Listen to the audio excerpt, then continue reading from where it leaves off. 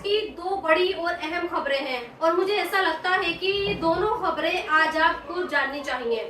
पहली खबर प्रधानमंत्री मोदी से जुड़ी है और दूसरी खबर उस एक और युद्ध से जुड़ी है जो अगले कुछ घंटों में या फिर कुछ दिनों में तालिबान और अमेरिका के बीच शुरू हो सकता है।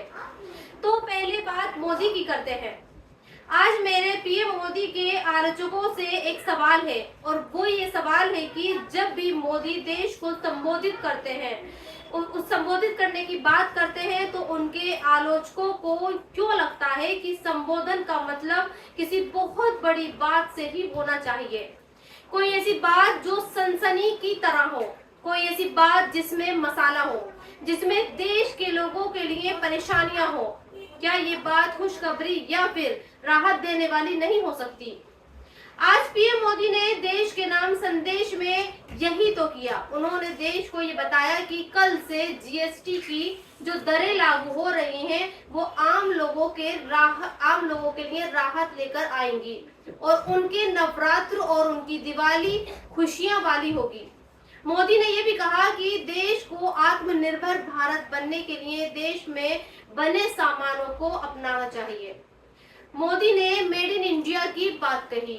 बहुत सारे लोग ये भी कह रहे हैं कि मोदी का ये संदेश असल में अमेरिकी राष्ट्रपति डोनाल्ड ट्रंप के लिए थे।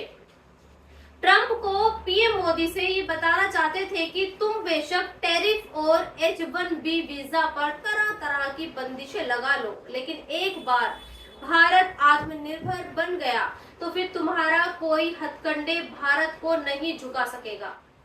हाँ, भारत के सामने तुम जरूर गिड़गिड़ाओगे। और अब आपको बताती हूँ कि अगले कुछ घंटों या फिर कुछ दिनों में दुनिया का तीसरा युद्ध देखने वाली है और ये युद्ध अब अमेरिका और तालिबान के बीच शुरू होगा।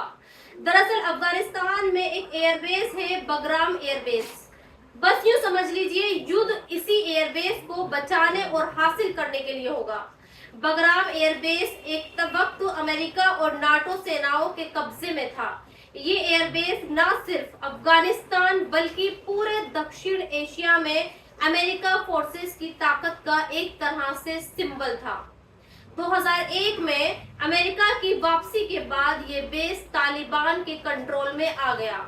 अब 2025 में अमेरिका के राष्ट्रपति डोनाल्ड ट्रंप ने इस एयरबेस को वापस लेने की बात कही है और धमकी देते हुए ये कहा है कि अगर तालिबान ने उसे ये एयरबेस वापस नहीं किया तो फिर उसे बहुत बुरे अंजाम भुगतने होंगे।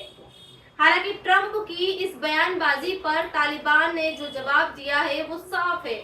वो ये इशारा करता है कि तालिबान किसी भी दबाव में झुकने को तैयार नहीं है। तालिबान सरकार ने डोनाल्ड ट्रंप की मांग और धमकी को पूरी तरह से खारिज करते हुए कहा कि डोनाल्ड ट्रंप कुछ भी कर ले, वो तालिबान से 1 इंच भी जमीन वापस नहीं ले सकता। अफगानिस्तान आज एक आजाद मुल्क है और अब किसी विदेशी सेना को यहाँ पैर नहीं जमाने दिए जाएंगे। तालिबान ने डोहा समझौते का भी हवाला दिया जिसमें अमेरिका ने अफगानिस्तान की स्वतंत्रता और राजनीतिक अखंडता का सम्मान करने का वादा किया था। तालिबान ने चेतावनी दी कि अगर किसी भी तरह की सैन्य कार्रवाई हुई तो फिर अमेरिका को इसका मुंह तोड़ जवाब मिलेगा। तालिबान अब पूरे अफगानिस्तान पर कंट्रोल रखता है।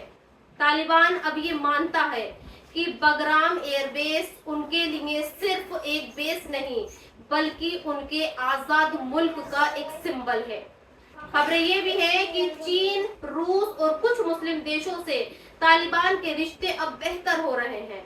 उन्हें अब अमेरिका जैसे अकेले ताकतवर देश की जरूरत नहीं है। डोनाल्ड ट्रंप ने जो बयान दिया है उसमें छिपी चेतावनी ने दुनिया के सामने एक बड़ा सवाल खड़ा कर दिया है। क्या अमेरिका दोबारा अफगानिस्तान की जमीन पर कब्जा करने की कोशिश करेगा? अगर अमेरिका ने सैन्य दखल देने की कोशिश की तो ये सीधे युद्ध की स्थिति बन सकती है। चीन और रूस जैसे देश इस संघर्ष में पर्दे के पीछे तालिबान का समर्थन कर सकते हैं। तो दोस्तों इस वीडियो में इतना ही। आप भी अपनी राय कमेंट्स बॉक्स में लिखकर मुझे जरूर बताएं और अब तक आपने मेरे चैनल को सब्सक्राइब नहीं किया है तो प्लीज सब्सक्राइब जरूर कर दें। शुक्रिया।